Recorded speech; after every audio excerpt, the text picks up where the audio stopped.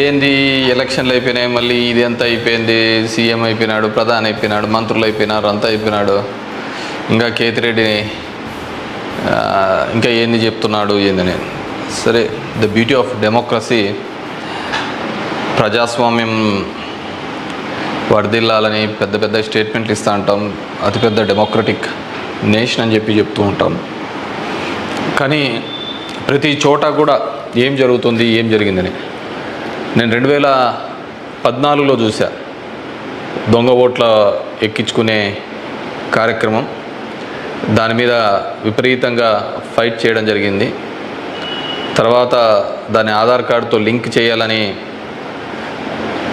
తీసుకున్నారు, కానీ మ్యాండేటరీ కాదు అనేది కూడా ఒక లింక్ పెట్టి తీసుకున్నారు. ఎందుకంటే మనకు అలా దరిద్రం ఉంది. గ్యాస్ సిలిండర్లు కావాలన్నా ఆధార్ కార్డుకి లింకు కావాలా, లేకుంటే ప్రతిదానికి ఆధార్ కార్డుతో ఉండాలి అని చెప్తారు. కానీ ప్రజాస్వామ్యాన్ని నిలబెట్టేది మాత్రం ఆధార్ కార్డుతో మ్యాండేటరీ కాదు అని చెప్పి ఇచ్చినారు. మరి మిగతా దానికందరికీ మ్యాండేటరీ ఎందుకైందో, దీనికి ఎందుకు ఖచ్చితంగా ఇవ్వాలి అనేది మాత్రం మరి ఆదేశించలేకపోయింది.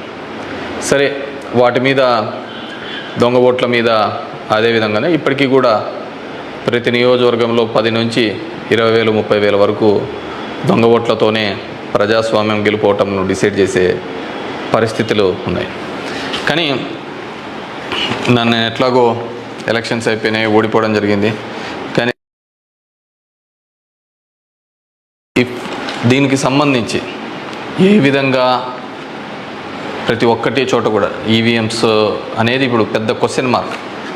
ఏం జరుగుతుంది, ఏ విధంగా అని చెప్పేసి డే 1 ఈ ఎలక్షన్ ప్రాసెస్ అంతా కూడా మనం చూస్తే తప్ప, ఎలక్షన్ ప్రాసెస్ చూస్తే కరెక్ట్ ఎలక్షన్స్కి ఒక వారం 10 రోజుల ముందు, నోటిఫికేషన్కి వారం 10 రోజుల ముందు అక్కడున్న ఎలక్షన్ కమిషన్ మెంబరు గోయల్ అనే అతను రిజైన్ చేస్తాడు. ఎందుకు రిజైన్ చేస్తాడో, ఏ దానికి చేస్తాడో తెలీదు. తర్వాత అంతకుముందు వరకు ఉన్న ఒక చట్టం, ఒక ఎలక్షన్ కమిషన్లో ఒక మెంబర్ని అపాయింట్ చేయాలన్న దానికి ప్రధానమంత్రి, ప్రతిపక్ష నాయకుడు, చీఫ్ జస్టిస్ ఆఫ్ ఇండియా ఈ ముగ్గురు సమక్షంలో ఎన్నుకోవాల్సిన దాన్ని మళ్ళీ ఒక కొత్త చట్టం తీసుకొని వచ్చి ప్రతిపక్ష నాయకుడు, ప్రధానమంత్రి, క్యాబినెట్ సహచరుడు అని పెట్టి తీసుకొని వచ్చి ఒక కొత్త వ్యక్తిని తీసుకొని రావడం జరిగింది. అది మనం అందరం కూడా చూడడం జరిగింది. కానీ ఏం చేస్తారంటే బ్యూటీ ఆఫ్ డెమోక్రసీ, ఏ విధంగా కావాలంటే వాళ్ళ ఆ విధంగా చేయడం జరిగింది. ఈరోజు నేను కొన్ని ఉదాహరణలతో, నేను ఆంధ్రప్రదేశ్ దీని గురించి మాట్లాడితే మీరు ఇట్లా ఓడిపోయినారు కాబట్టి ఏమైనా చెప్తా అంటారు, ఏమైనా మాట్లాడుతూ అంటారు, ఏం అప్పుడు లేదా ఇప్పుడు లేదా అని కూడా మాట్లాడుతూ ఉంటారు. నేను ఇంతకుముందు కూడా చెప్పా, ఏ విధంగా కేవలం ఒకటి మాత్రమే ప్రశాంత్ కిషోర్ ఏ విధంగా చెప్తాడు, కేకే సర్వే అనే వాళ్ళు ఏ విధంగా చెప్తారు, లేకుంటే అశ్విని దత్ అనే అతను ఏ విధంగా చెప్తాడు 160 అని చెప్పేసి. ఎందుకంటే ప్రజల నాడి ఎవరికి దొరకలేదు, అందలేదు అనేది వాస్తవం. అలాంటప్పుడు వీళ్ళు ఏమాత్రం గ్రౌండ్ రిపోర్టు చేయని వీళ్ళకి ఏ విధంగా తెలుస్తుంది. వన్ థింగ్ ఏదైనప్పటికీ కూడా నేను కొన్ని పత్రికల్లో వచ్చిన ఆర్టికల్స్, అదేవిధంగా మిగతా దానిలోకి వచ్చిన ఆర్టికల్స్ని దృష్టిలో ఉంచుకొని మీ ముందు కొన్ని ఉదాహరణలు తీసుకొని రావదలుచుకున్నాను. ఇక్కడ చూసినామంటే తమిళనాడు రాష్ట్రంలో తిరువల్లూరు నియోజకవర్గంలో ఇది పార్లమెంట్ వైజ్గా నేను చెప్తున్నాను, టోటల్ 14,30,738 ఓట్లు పోల్ అయింటే, కానీ ఈవీఎం మాత్రం కౌంట్ చేసినప్పుడు 14,13,941 ఓట్లు 47 ఓట్లు చూపించాడు. అంటే 16,791 ఓట్లు కౌంటింగ్ చేసిన దానికంటే పోలైన ఓట్లు తక్కువగా ఉన్నాయి తిరువల్లూరు అనే విధంగా. అదేవిధంగా అస్సాంలో చూస్తే 10,760 ఓట్లు తగ్గినాయి. అంటే వీళ్ళు కౌంట్ చేసిన దానికి, వీళ్ళు ఈవీఎంలో ఇచ్చిన దానికి పోలింగ్ అయిన దానిలోకి చూస్తే, పోలింగ్ అయినది చూస్తే 12,40,306 అయితే ఈవీఎంలో కౌంట్ చేసిన దానిలకు 12,29,546 ఓట్లు ఉన్నాయి, 10,760. ఒడిస్సా ధనకల్ అనే చోట 11,93,460 ఓట్లు ఈవీఎంలలో పోలై ఉంటే ఈవీఎంలు కౌంట్ చేసినప్పుడు మాత్రం 11,84,033 9,427. అదేవిధంగా గుంటూరు మన ఆంధ్రప్రదేశ్లో చూస్తే 14,11,989 పోల్ అయింటే కౌంటింగ్ చేసినప్పుడు 14,04,061 ఓట్లు 7,928 ఓట్లు పోలైన దానికంటే ఈవీఎంలలో తక్కువగా కనపడడం జరిగింది. అదేవిధంగా ఎక్సెస్ వచ్చినాయి, అంటే పోలైన దానికంటే ఈవీఎంలలో ఎక్సెస్ రావడం జరిగింది. ఆ సంఖ్య చూస్తే అస్సాంలో కరీంగంజ్ అనే చోట చూస్తే 11,36,538 ఈవీఎంలలో పోలైంటే ఎంచే టైంకి 11,40,349 అంటే 3,011 ఓట్లు పెరిగినట్టు కనపడినాయి. అదేవిధంగా ఒంగోలులో చూస్తే ఈ 13,99,707కి కౌంట్ చేసినప్పుడు 14,11,174 ఓట్లు. అదేవిధంగా ఒడిశా దాంట్లో బలాస్పూర్, మధ్యప్రదేశ్లో మండ్లా, అదేవిధంగా బీహార్లో బుక్సర్, ఇవన్నీ చోట పోలైన ఓట్ల కంటే ఈవీఎంలలో పెరిగిన ఓట్లు ఇవి. అదేవిధంగా ఇక్కడ పోలైన ఓట్ల కంటే ఇక్కడ తగ్గిన ఓట్లు. ఇది ఓవరాల్గా కూడా చెక్ చేసుకుంటే వచ్చిన విషయం. రెండో దానికి చూస్తే టోటల్ ఈ విధంగా చూస్తే దేశవ్యాప్తంగా 140 నియోజకవర్గాల్లో ఈ విధమైన ఓటు డిఫరెన్సెస్ జరిగినట్టు మొత్తం దీనిలో ఫామ్ 17C దీనిలో చెక్ చేసిన చోట మనము చూడడం జరిగింది. పైకెత్మా. అదేవిధంగా ఈ విధంగా 16,000 ఓట్ల నుంచి ఈ విధంగా చేయడం జరిగింది. మే 25 ఈసీ రిలీజ్ చేసిన దాని ప్రకారము ఒక్క నిమిషం, ఇవన్నీ కూడా చిన్నవి మాక్ ఓటింగ్లలో జరిగినవి ఇవన్నీ అని చెప్పేసి వాళ్ళు చెప్పడం జరిగింది. ఇంకా ఏమంటే ఫామ్ 20 ఇంకా ఇంతవరకు ఆన్లైన్లో కూడా అప్లోడ్ కాలే. మామూలుగా ఇవన్నీ ఆన్లైన్లో అప్లోడ్ కావాల్సిన విషయం. ఎందుకు అవన్నీ చెప్పచ్చు, లక్షల మెజార్టీలలో వస్తున్నప్పుడు ఈ 1000, 2000, 3000 ఎందుకు ఈ విధంగా అని చెప్పేసి నేను దాంట్లో కూడా కొన్ని ఉదాహరణలు చెప్తాను. దీనిలో సంబంధించి చూస్తే మొదటిది ముంబై నార్త్ వెస్ట్ మహారాష్ట్ర దానికి సంబంధించి మొత్తం ఈవీఎంలలో పోలైన ఓట్లు 9,51,580 ఓట్లు మొత్తం పోలైనాయి. కానీ ఈవీఎంలు లెక్కేసినప్పుడు దాంట్లో 9,51,582 ఓట్లు ఈవీఎంలు మాత్రం కౌంటెడ్గా కనిపినాయి. అంటే ఆడ లెక్క చేసిన దానికి దీనిలకు సంబంధించి తేడా కనపడడం జరిగింది. కానీ అక్కడ ఏం జరిగిందంటే శివసేన యూబీటీ అభ్యర్థి డిఫీటింగ్ అమోల్ గజనాన్ అనే అతన్ని 48 ఓట్లతో మాత్రమే అక్కడ ఓడించడం జరిగింది. అదేవిధంగా సెకండ్ కేసులో చూసినాము అంటే జైపూర్ రూరల్లో రాజస్థాన్లో 12,38,818 ఓట్లు ఈవీఎంల ద్వారా పోలైంటే కానీ ఈవీఎంలలో లెక్కించినప్పుడు మాత్రం అది 12,37,966 ఓట్లుగా మాత్రమే చేయడం జరిగింది. 852 ఓట్లు అక్కడ కౌంట్ కాలే. 852 ఓట్లు అక్కడ కౌంట్ కాలేదు. బీజేపీకి సంబంధించిన రావు రాజేందర్ సింగ్ అనే అతను ఈ సీట్ని గెలవడం జరిగింది. అతను గెలిచిన దానికి మార్జిన్ 1,615 ఓట్లు, 1,615 ఓట్లతో ఆయన గెలవడం జరిగింది. 1,600. కానీ అక్కడ వచ్చిన తేడా 852. ఇది ఇట్లా మారిపోయినా ఇది ఇట్లా గెలిచిందో అంటే ఆ లోయెస్ట్ మార్జిన్. ఎందుకని థర్డ్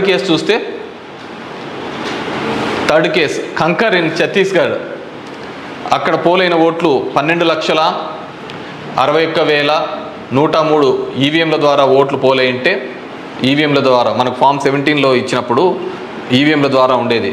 కానీ లెక్కేసినప్పుడు 12,60,153 ఓట్లు అక్కడ కౌంటెడ్ అని 950 ఓట్లు ఆడ కౌంట్ చేయలే, మిస్ అయినాయి.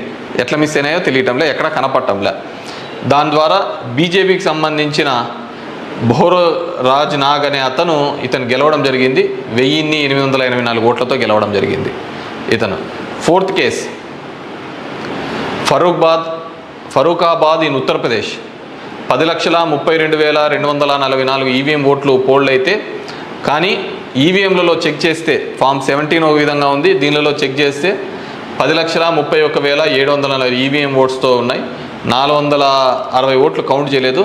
ముఖేష్ రాజ్పుత్ అనే అతను గెలిచినది 2,678 ఓట్లతో. ఇటు గెలుపోవటంలో కంటే మార్జిన్ కంటే అసలు ఈ ఓట్లన్నీ ఎక్కడికి పోతున్నాయి, ఎక్కడికి మిస్ అయిపోతున్నాయి. అండ్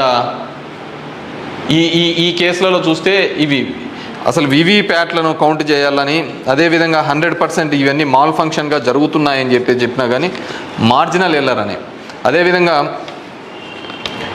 సర్ప్లస్ ఓట్లు ఎందుకు వచ్చినాయనే విషయాన్ని ఇంతవరకు కూడా ఎలక్షన్ కమిషన్ చెప్పలేకపోయింది. అదేవిధంగా పార్లమెంట్ వైజ్గా ఎక్కడ తగ్గినాయి ఏ విధంగా అని చెప్పేసి ఇంతవరకు ఒక స్టేట్మెంట్, ఒక రీజనబుల్ స్టేట్మెంట్ కూడా ఇవ్వలేకపోయింది. ఈవీఎంలలో ప్రతి దానిలోనూ కూడా ప్రతి పార్లమెంటుకు సంబంధించి ఈ విధంగా తక్కువ ఎక్కువ వచ్చినట్టు కూడా వాళ్ళు చూపించలేని పరిస్థితి. ఎందుకంటే ఇది గెలుపోవటంలో సంబంధించిన సమస్య కాదు. ఎలక్షన్ కమిషన్ ఇంకా ఫామ్ 20 అనేది అప్లోడ్ కాకపోవడం, ఎలక్షన్ కమిషన్ కేవలం ఒక 10 రోజుల ముందు ఎందుకు అతను రిజైన్ చేసినాడు, ఏ కారణాల వల్ల రిజైన్ చేసినాడు, ఎన్నుకునే పద్ధతిలో పాత పద్ధతి తీసేసి కొత్త పద్ధతి ద్వారా ఎందుకు ఎన్నుకోవాల్సి వచ్చింది, ఎందుకు మిగతా వాళ్ళందరూ కూడా చాలా అర్లీగా ఇది 400 అని ప్రిడిక్ట్ చేస్తూ ఒక భావన చెప్పడం. మనం టీవీలలో కూడా చూసినామంటే ఆంధ్రప్రదేశ్లో 9:30-10 కల్లా కూడా అసలు కౌంటింగ్లో అనేది ఒక రీజనబుల్ రానిదే 100, 150, 120 అని ప్రొజెక్ట్ చేసినారు. అసలుకు వైసీపీ సీట్లు 25 కంటే దాటి చూపిలా. అసలుకు మొదట అర్ధ గంటలోనే మొత్తం నియోజకవర్గం అంతా ఏ విధంగా చూపిస్తారు, మొత్తం రాష్ట్రం అంతా ఏ విధంగా రిప్రజెంట్ చేస్తారు. సో ఆ విధంగా రిప్రజెంట్ చేయడానికి ఏంటంటే బేసిక్గా అక్కడున్న ఏజెంట్లు కావచ్చు, అధికారులు కావచ్చు, వన్ సైడెడ్గా పోవడం కోసం ఆ విధంగా చేసినారు. ఆ విధంగానే ఉండడంతో ఆల్మోస్ట్ వాళ్ళందరూ కూడా 10:30 నుంచి బయటికి రావడం మొదలుపెట్టినారు. ఏం జరిగింది అనేది అసలు ఎవరికే కానీ అర్థం కాలేదు. టీవీలలో చూసినాము అంటే అసలు 8:30 అంటే 9:30 కల్లా 100-150 సీట్ల లేక వచ్చేసినాయని ఎలివేషన్స్ అన్నీ ఇవ్వడం జరిగింది. సో ఏ విధంగా మీడియా ఎలక్షన్ కమిషన్ వెబ్సైట్లలో పెట్టలేదు, అక్కడ ఆ విధంగా ప్రాజెక్టు కాలేదు. కానీ వీళ్ళే మొదటే చేయడం వల్ల ఏంటంటే దానివల్ల ఏజెంట్లు అక్కడ నుంచి వెళ్ళిపోతారని చెప్పేసి, అదేవిధంగా ఉద్యోగస్తులందరూ కూడా వన్ సైడెడ్గా జరిగిపోతే ఏజెంట్లు అందరూ పోయినారంటే వీళ్ళు రాసుకునేదే రాత అయిపోతుంది కదా. సో ఆ విధంగా అబ్జల్యూట్ మెజారిటీస్ ఇదైతే అంటది. అదేవిధంగా సో ఇదంతా కూడా మనం నిజమైన ప్రజాస్వామ్యంలో దొంగ ఓట్ల మీద ఉన్నామా, లేకుంటే ఈవీఎంలో మిషనరీస్ మీద పనిచేస్తున్నామా, నాకు ఓడిపోయినానని నేను బాధతో కాదుగా చెప్తున్నానని కానీ అందుకే నేను ఆంధ్రప్రదేశ్ స్టేట్ గురించి ఎక్కడ చెప్పలే. దేశంలో జరిగినది వివిధ దీనిలలో చెప్పినది. ప్రశాంత్ భూషణ్ కూడా ఆయన సీనియర్ లాయర్గా కూడా ఆయన కూడా పోరాడుతున్న సందర్భం చూసాం. సో ఇది మనం మాట్లాడకపోతే, ఎందుకంటే మేము ఎక్కడైనా ఊర్లలో పోయినా కానీ, ఊరు నుంచి వచ్చినా కానీ, టౌన్లో కానీ మిగతా వాళ్ళన్నా మేము వేసామని చెప్తున్నారు. మరి వేసింటే ఓట్లు ఎక్కడికి పోయినాయి, ఎవరికి పోయినాయి? ఎక్కడి నుంచో వచ్చి 3,000తో గెలుస్తామని చెప్పేసి ధర్మవరంలో 2 నెలల నుంచి చెప్తున్నారు. ఏ విధంగా ఆ ఫిగర్ అచీవ్ అయ్యి 3 నెలల నుంచి చెప్తుంటారు? So it's a big question mark. So there is completely ఏదో ఒక సెక్షన్లో అయితే మ్యానిపులేషన్ జరిగింది. ఇప్పుడు ఏం చేసేది ఎందుకు కాదు, కానీ జస్ట్ ప్రజలందరూ కూడా మనం అందరం వివేకంగా ఆలోచించుకొని డెమోక్రసీ ప్రజాస్వామ్యాన్ని ఇదే పెట్టుకుంటూ పోతా అంటే మోడీ 3 అవుతుంది, మోడీ 4 అవుతుంది, మోడీ 5 అవుతా ఉంటుంది. ఇంక జనం యొక్క ఓటుకు దాని విలువకు ఎటువంటి విలువ ఉండలేని పరిస్థితి మనం చూడగలుగుతాం. So these are all planned and స్క్రిప్టెడ్గా అంతా కూడా జరిగిందని పూర్తిగా నేను నమ్ముతున్నాను. పబ్లిక్ జనం కూడా అదే విధమైన ఆలోచనలతో ఉన్నాయని నమ్ముతున్నాను. వాట్ ఎవర్ మేబీ నాకు కూడా ఈ 5 ఏళ్ళు కూడా జనాలు మీరు ఇంకా తిరిగినే చాలు, చేసినే చాలు, ఇది చాలు అని చెప్పేసి ఒక బ్రేక్ ఇచ్చినట్టుగా ఉంది. కానీ బ్రేక్ ఇచ్చినా తప్ప నాకు రాజకీయాలు తప్ప వేరేది ఏమీ తెలియదు కాబట్టి డెఫినెట్గా నా గొంతును వినిపిస్తూనే ఉంటాను. అన్ని విధాలుగా కూడా ఎక్కడెక్కడ ఏ తప్పులు జరుగుతున్నా కానీ, అది నియోజకవర్గ వ్యాప్తంగా కావచ్చు, రాష్ట్ర వ్యాప్తంగా కావచ్చు, దేశవ్యాప్తంగా కావచ్చు, ఖచ్చితంగా ఇంకా ఇట్లా కాకుండా నేనేం వేరే వాళ్ళను బూతులు తిట్టేది ఇంకోటి అవసరం లేదు. జనాలకు ఎంతో కొంతమంది కన్నా సరే నాకు తెలిసిన విషయాన్ని షేర్ చేసుకోవాలనేది ఒక ఆలోచన విధానంగా అనుకున్నాను. డెఫినెట్గా ఐ విల్ కంటిన్యూ దట్. ఎందుకంటే చూస్తున్నాం అక్కడక్కడ జరిగినవి ఇవన్నీ కూడా. ఐ వాంట్ గివ్ ఎన్నుకున్న ప్రభుత్వానికి కూడా వాళ్ళకు కూడా మనం కూడా ఒక 6 months మనం కూడా టైం ఇవ్వాలి. వాళ్ళు ఏం చేస్తారు, వాళ్ళు ఇచ్చిన మాటను ఏం చేస్తారు, ఏ విధంగా కట్టుబడి ఉంటారు అనేది చూడాలి. ఎన్నెన్నో వాగ్దానాలు ధర్మవరానికి ఇచ్చినారు, రాష్ట్రానికి ఇచ్చినారు, చాలా వాగ్దానాలు ఇచ్చినారు. కాదు అవి ఎంతవరకు నెరవేరుస్తారు, లేదు కేవలం కక్ష సాధింపు చర్యలతోనే మిగిలిపోతారా, ఇవన్నిటినీ కూడా కాలమే సమాధానం చెప్తుంది. సో అప్పుడు end of the day who is the best అనే పద్ధతికి మనం అందరం కూడా మాట్లాడుకుంటామని చెప్పేసి తెలియజేసుకుంటూ, ఈ ఈవీఎంస్లో జరిగిన ప్రతి ఒక్కటి కూడా మీ దృష్టికి తీసుకొని రావాలనే ఒక ఆలోచన. నాకు తెలిసిన డిఫరెంట్ పేపర్లలో ఆర్టికల్స్ డిఫరెంట్ వాళ్ళు ఇచ్చిన ఇన్పుట్స్ ప్రకారం నేను చెప్తున్నాను. సో ప్రతి ఒక్కరికి ఓటు హక్కు కల్పిస్తానన్న ఈసీ మరి ఇన్ని టోటల్ ఓట్లు వేసిన దానిలో చూస్తే దేశవ్యాప్తంగా 362 నియోజకవర్గాల్లో 5,54,598 ఓట్లు మిస్ అయినాయి, కనపడటం లేదు. అది హెచ్చు తగ్గుల్లో కావచ్చు, దీనిలో కావచ్చు, కరెక్ట్గా రాకుండా అన్ని ఓట్లు మిస్ అయినాయి. మరి ఈ ఓట్లని ఎక్కడికి పోయినాయి? సో ఇదే పద్ధతిలోనే మొత్తం నడవాల్సిన పరిస్థితే అనేది కూడా మనమందరం కూడా ప్రజాస్వామ్యంలో ఉన్న ప్రతి ఒక్కరు కూడా మనమందరం కూడా ఆలోచించుకొని భవిష్యత్తులో దీని మీద మాట్లాడకపోతే నిశ్శబ్దంగా ఉన్నాము, వచ్చింది మన గవర్నమెంట్ ఎగలాడదామని, ఇంకోటి వచ్చింది ఇది అని చెప్పేసి వాళ్ళు చేసినారు. సరే సదరన్ పార్ట్ ఆఫ్ ఇండియాలో కొత్తగా తీసుకొని వచ్చినారు, కులం మతం అనే దాని మీద రాజకీయం తీసుకొని వచ్చినారు. కానీ ఇవన్నిటినీ కూడా ఆలోచించాలి. డెమోక్రసీని మళ్ళీ మనమందరం కూడా నిలబెట్టాలి అంటే కూడా ఇవన్నిటినీ కూడా ప్రజలు ఆలోచించుకొని వారి గలమిప్పి వారందరూ కూడా వీటి మీద మాట్లాడాల్సిందిగా కోరుతున్నాను. ఇలాంటి మరింత ఇంట్రెస్టింగ్ న్యూస్ కోసం చూస్తూనే ఉండండి D7 న్యూస్. ఒక్క నిమిషం ఆగండి. D7 న్యూస్ని లైక్ చేసి, షేర్ చేసి, సబ్స్క్రైబ్ చేయండి. D7 న్యూస్ నిరంతరం ప్రతిక్షణం.